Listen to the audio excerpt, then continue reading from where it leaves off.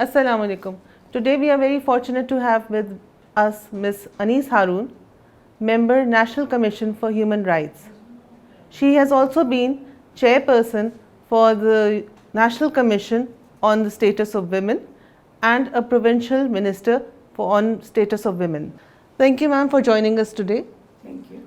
And we would like to start this interview with a synopsis of your journey as a human rights activist and especially a women's rights activist.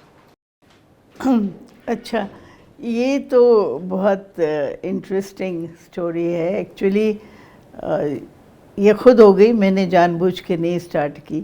I was very young and I was in the school, और मुझे याद है कि ये शायद मैं 10 साल की होंगी, 6th क्लास में थी, और उस वक्त अटैक हुआ सुएज़ कैनाल पे। तो हमारे स्कूल के बाहर एक बहुत बड़ा डेलीगेशन, क्या बहुत बड़ा डेमो प्रोटेस्टर्स आए, और वो सारे नारे लगा रहे थे, और Jamal Nasir was the hero then. तो उन्होंने कहा कि स्कूल बंद करो, स्कूल बंद करो। स्कूल बंद हो गया, बच्चियां शायद अपने घर चली गई, मैं और मेरी एक दोस्त इनके साथ जो इनकी बस थी उसमें बैठ गए, not knowing where it will take us. तो वो हमें कहीं ले गए, पता नहीं कराची का कौन सा हिस्सा था, बाद में पता चला बंस रोड वगैरह था। वहाँ पे फिर बड़े डेमोन्स्ट्रेशन वगैरह हुए, नारे लगे, और जो कुछ भी हुआ। अब ये 4-5 बजे जब ये ख़त्म हुआ तो उस वक्त वो लड़की जो थी वो तो दौड़ के चली गई कि मेरा घर तो करीब है। अब मेरा घर था PCHS में, मैं कैसे जाऊँ, मुझे तो कुछ नहीं पता था, और न मेरे पास पैसे थे इतनी दूर जाने के। तो मैं वहाँ बैठ के, और अब जो ब्रिटिश काउंसिल थी वहाँ मैं बाहर बैठ के, वो बंद थी, मैं रोने लगी कि अब क्या करूँ मैं। तो एक पुलिस वाला आया, उसने मुझसे पूछा कि क्यों रो रहे हो। तो मैंने कहा भाई मेरा घर इतनी दूर है और मैं कैसे जाऊँ वहाँ पे, मेरी समझ नहीं आ रहा है। उसने कहा चलो आओ मैं ले जाता हूँ तुम्हें। उसने एक रिक्शा में बिठाया और कहा वहाँ जाएंगे सोसाइटी ऑफिस के पास तो घर बता दोगी। तो मैंने कहा हाँ बता दूँगी। तो उसने कहा अच्छा, मगर मैंने कहा मगर मेरे पास पैसे नहीं हैं। तो उसने कहा नहीं वो फ़िक्र नहीं करो। तो खैर वो उन दिनों की बात है जब हमारा एतबार नहीं उठा था पुलिस से। मैं आराम से बैठ गई, उसने ला के मुझे घर पहुंचा दिया। तो मेरी अम्मी दरवाज़े में खड़ी थी, जब उन्होंने ये सूरत हाल देखी तो बहुत घबराई, पूछा क्या हुआ। मैंने बताया तो मुझे बहुत डांट पड़ी कि ये क्या तरीक़ा है इस तरह जाने का। लेकिन जो मेरे फादर थे वो एक बहुत पॉलिटिकली कॉन्शियस आदमी थे, तो वो मुस्कुराए, उन्होंने कहा चलो खैर कोई बात नहीं है। तो इस तरह से मुझे एक इनकरेजमेंट मिली कि जो भी इशू जहाँ मुझे लगता था कि इनजस्टिस हुआ है, it wasn't specific to women's rights, लेकिन जहाँ इनजस्टिस हुआ है वहाँ पे ज़रूर खड़े होना चाहिए और बोलना चाहिए। इस तरह वो रफ्ता रफ्ता एक स्टेज पे आके वो वुमेन्स राइट्स स्ट्रगल में कन्वर्ट हो गया। आपने वुमेन्स एक्शन फोरम के लिए भी काम किया? जी, ये हमने बनाई थी 1981 में। उस वक्त ये हुआ था कि कराची में एक फहमीदा अल्लाह बख्श केस हुआ था, जिसमें एक्चुअली 79 में अगर आप हिस्ट्री देखें ना पाकिस्तान की, तो हुदूद ऑर्डिनेंसेस आ गए थे जो ज़ियाउल हक ने नाफिज किए थे। उसमें ये था कि अगर हुदूद ऑर्डिनेंस में अगर किसी औरत पे भी ये एलिगेशन लगता कि इसके कोई इलेजिटिमेट रिलेशनशिप रही है तो वो साबित करना उसी का काम था, वरना उसको सज़ा हो सकती थी। तो फहमीदा अल्लाह बख्श ने अपनी मर्ज़ी से शादी की थी, एंड वो आदमी जो था अल्लाह बख्श, वो एक बस ड्राइवर था। उसके जो पेरेंट्स थे वो उन्होंने शिकायत कर दी कि इसने हमारी बेटी को भगाया है। हुदूद ऑर्डिनेंसेस केम इन बिटवीन और उसको अरेस्ट कर लिया। जब दोनों अरेस्ट हुए तो मालूम हुआ कि फहमीदा जो है वो प्रेग्नेंट है। तो उन्होंने कहा अपनी शादी का कोई रिटन प्रूफ लाओ, कोई प्रूफ नहीं था। तो इलीगल रिलेशनशिप पे इनको कोड़ों की सज़ा हो गई। आदमी को तो सज़ा मिल गई और औरत से कहा कि जब वो फारिग हो जाएगी अपनी डिलीवरी से तो उसको सज़ा मिलेगी। ہم لوگوں تک یہ خبر پہنچی تو ہم بہت اپسیٹ ہوئے. ہم نے کہا کہ یہ کیا طریقہ ہے, اس طرح تو اب اس نے شادی کی ہے تو شادی کی ہے, اب یہ دونوں ایکسیپٹ کر رہے ہیں, اسلام میں تو ایکسیپٹنس ہے, تو اگر ایکسیپٹنس ہے تو پھر کیوں یہ ہو رہا ہے. اس کے اوپر ہم نے پروٹیسٹ کیا, اور ایک ہم نے تنظیم, جتنی تنظیمیں خواتین کی تھیں ان کو جمع کر کے بنائی, جو 7 تنظیمیں ساتھ آئیں. اس طرح ویمنز ایکشن فورم کی بنیاد پڑی, جس پہ ہم نے اس کے خلاف پروٹیسٹ کیا. اور خالد اسحاق صاحب جو بہت ایمیننٹ اسلامک جورسٹ تھے, وہ ہمارا یہ کیس جو ہے وہ کورٹ میں پلیٹ کیا انہوں نے, اور اس طرح دونوں ایکویٹ ہو گئے. تو آئی تھنک یہ ہماری پہلی کامیابی تھی ویمنز رائٹس کے اس پہ, اور اس پہ پھر there was no stopping after that. So 1979 سے جو اسٹرگل شروع ہوئی ہے وہ ابھی تک جاری ہے, 50 سال بعد بھی, کہ ویمن اسپیشلی اور باقی بھی اگر آپ جنرلی دیکھیں تو ہیومن رائٹس کے جو ایشوز ہیں وہ اب نئی طرح کے اب سامنے آ رہے ہیں, اسپیشلی اب جب سوشل میڈیا اور بلکہ الیکٹرانک میڈیا بھی اتنا اب کامن ہے. پہلے شاید ایک چینل ہوتا تھا, اب تو اتنے سارے سوشل میڈیا کے چینلز ہیں جہاں پہ انفارمیشن آ رہی ہے. تو اس صورتحال کے اندر میڈیا کیا رول پلے کر سکتا ہے ہیومن رائٹس کو لے کے بہتری بنانے میں, سینسٹائزیشن کرنے کے اندر, اور اسپیشلی جو ویمن ایشوز ہیں ان کو ہائی لائٹ کرنے کے لیے کیا رول پلے کر سکتا ہے؟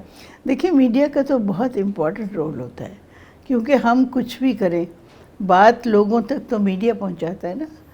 تو میڈیا کے ساتھ بھی بہت کام ہوا ہے, مختلف آرگنائزیشنز نے کیا ہے کہ ان کا سینسٹائزیشن بھی ضروری ہے ویمنز رائٹس جیسے ایشوز سے, جو ان کا ایک اسٹیٹس ہے کہ سب برابر ہیں, کسی میں کوئی ڈفرینس نہیں ہے, سب کے ساتھ ایک جیسا ٹریٹمنٹ ہونا چاہیے وغیرہ وغیرہ. یہ سب باتوں سے مطلب کیا ہے؟ مثلاً یہ کہ ایک بڑا کامن تھا ایک زمانے میں, آپ اخبار اٹھائیں اور اگر کوئی لڑکی نے اپنی مرضی سے شادی کی ہے اور وہ کسی کے ساتھ چلی گئی ہے, بھئی یہ حق تو آپ کو اسلام بھی دیتا ہے, سوسائٹی بھی دیتی ہے, آپ کا قانون بھی دیتا ہے, آپ اس کو ایکسیپٹ نہیں کرتے اور اس کو آپ لکھتے ہیں لڑکی اپنے آشنا کے ساتھ فرار ہو گئی.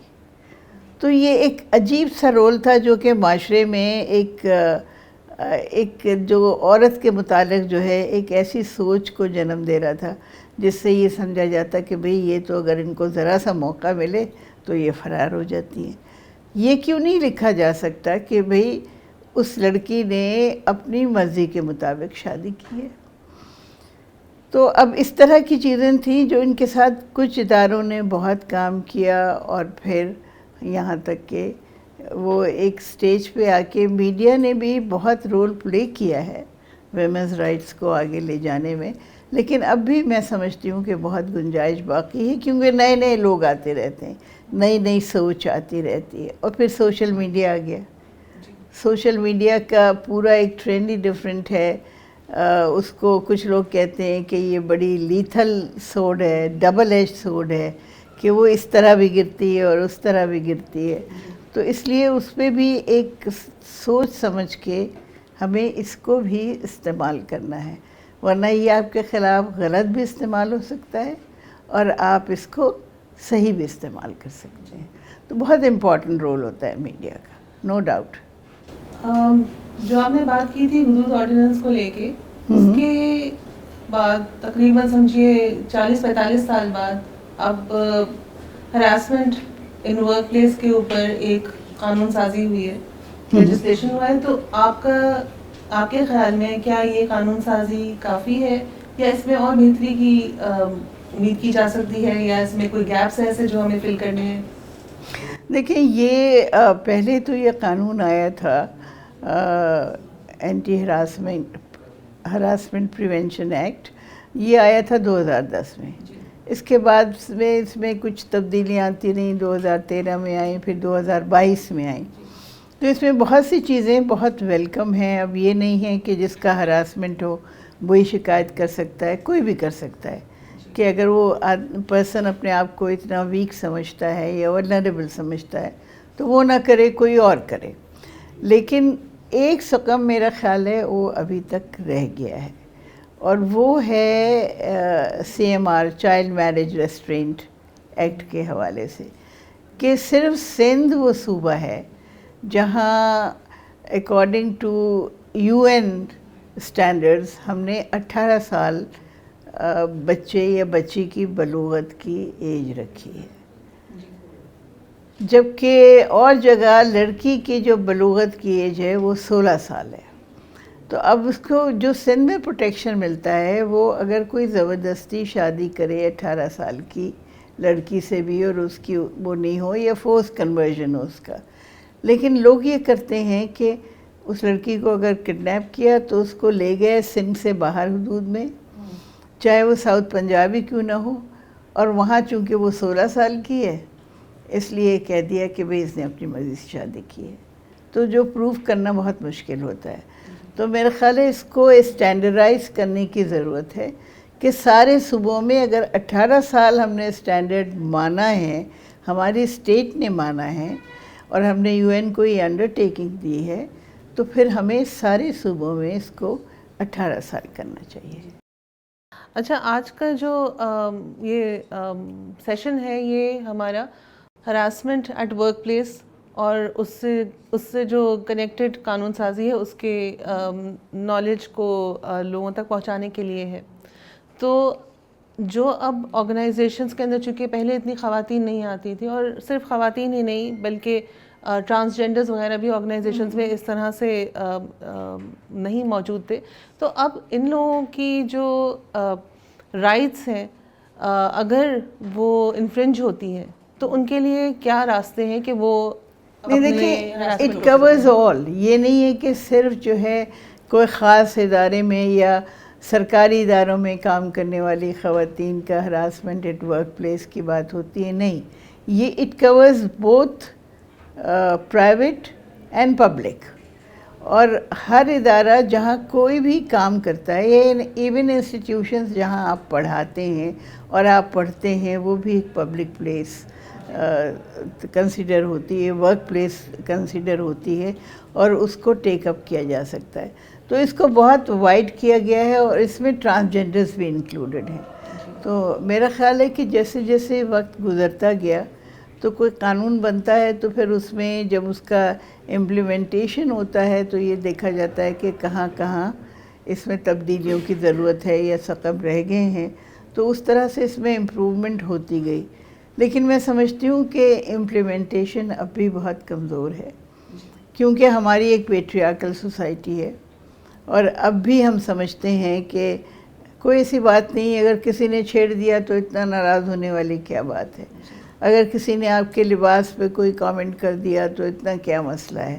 لیکن مسئلہ تو ہے، کیونکہ ہراسمنٹ صرف سیکشول ہراسمنٹ نہیں ہے، وہ وربل بھی ہے، وہ انوینڈوز بھی ہے، آپ کسی کو ایسے اشارے کرتے ہیں، کوئی ایسے الفاظ استعمال کرتے ہیں، کوئی آپ کسی کے پیچھے جاتے ہیں، یا ایک کم از کم یہ بھی کر رہے ہیں آپ کے بیٹھ کے کسی کو اسٹیئر ہی کر رہے ہیں اور وہ انکمفرٹیبل ہو رہی ہے، تو یہ بھی ہراسمنٹ میں آتا ہے، اس کو بھی پینلائز کیا جا سکتا ہے۔ تو میرا خیال ہے کہ جیسے جیسے وقت گزرتا جا رہا ہے ایک اویئرنیس لوگوں میں بڑھتی جا رہی ہے، تو اس میں جہاں جیسے جیسے اویئرنیس بڑھے گی، ایجوکیشن بڑھے گی، تو اس کا جو امپلیمنٹیشن ہے وہ مزید اسٹرانگ ہوگا۔ تو جو ہمیں ضرورت ہے اس میں وہ پولیس ریفارمز کی ضرورت ہے، کورٹ ریفارمز کی ضرورت ہے، کیونکہ اگر کوئی کیس کورٹ میں چلا جاتا ہے تو پھر وہ بہت لمبا چلتا ہے، اور وہاں جو پروسیڈنگز ہوتی ہیں اس پہ کسی کا اختیار نہیں ہوتا، تو لوگ تھک جاتے ہیں، تنگ آ جاتے ہیں، اور پھر ایک فیوڈل مائنڈ سیٹ ہے جس میں یہ ہوتا ہے ارے یہ عورت ہے اس کی کیا بات ہے، تو یہ ہمارے ہاں بہت جگہ بھی پرسسٹ کرتا ہے، I'm sorry to say۔ تو جب تک کہ یہ مائنڈ سیٹ چینج نہیں ہوتا، جو کانسٹنٹ اویئرنیس سے ہوگا، کانسٹنٹ اس قانون کے امپلیمنٹیشن سے ہوگا، تب تک میرا خیال ہے کہ ہمارے یہ پرابلمس رہیں گے۔ اچھا، ایک آخری سوال، اگر کوئی وکٹم ہے اس طرح کی ہراسمنٹ کا، چاہے وہ وربل ہو، چاہے وہ فزیکل ہو، جینڈر بیسڈ ہو، ایسے وکٹم کو ریکوری کے لیے آپ کیا تجاویز دیں گی کہ وہ واپس اپنی ڈگنیٹی ریگین کر سکے اپنی نظر میں؟ دیکھیں اس میں ایک تو یہ ہے کہ جو بھی کلپریٹ ہے اس کو سزا ملنا بہت ضروری ہے. تو پھر اس کو یہ ہوتا ہے کہ ہاں یہ میرے ساتھ غلط ہوا تھا اور جس بندے نے کیا اس کو سزا ملی. دوسری یہ کہ ریہیبلیٹیشن کے لیے ان کی جو سائیکالوجسٹ ہوتے ہیں ان کے ساتھ ان کی میٹنگز اور ان کے سیشنز، یہ ساری چیزیں جو ہیں وہ اس کا حصہ ہیں. تو رفتہ رفتہ یہ چیز ہو جاتی ہے، لیکن اس کے لیے پھر سوسائٹی کو بھی سمپیتھیٹک ہونا چاہیے. جو اور دوسری لوگ ہیں ان کو بھی یہ سوچنا چاہیے کہ اگر کہیں کوئی غلطی ہوتی ہے تو اس کا مطلب یہ نہیں ہے کہ ہر صورت میں عورت ہی قصوروار ہے. تو شاید دونوں قصوروار ہیں، شاید دونوں نہیں ہیں، ان میں سے کوئی ایک ہے. تو تھوڑا سا وقت کے ساتھ ساتھ لوگوں کی سوچ بھی بدلتی ہے اور پیٹریارکل نارمز ختم ہوتے ہیں. ایز این ایکٹیوسٹ میں بلیو کرتی ہوں کہ ایونچولی یہ ہوگا. آج نہیں ہے، بہت کمی ہمیں محسوس ہوتی ہے، لیکن یہ ہوگا ایک دن انشاءاللہ. اور اسی بات کے ساتھ ہم شکریہ ادا کرتے ہیں بیگم انیس ہارون کا کہ انہوں نے ہمارے لیے آج وقت نکالا، اور اس کے بعد جو سیشن ہے وہ انشاءاللہ ہمارے لیے سب کے لیے ایک آئی اوپننگ اور ایک لرننگ ایکسپیرئنس ہوگا. Thank you very much. Thank you, you welcome.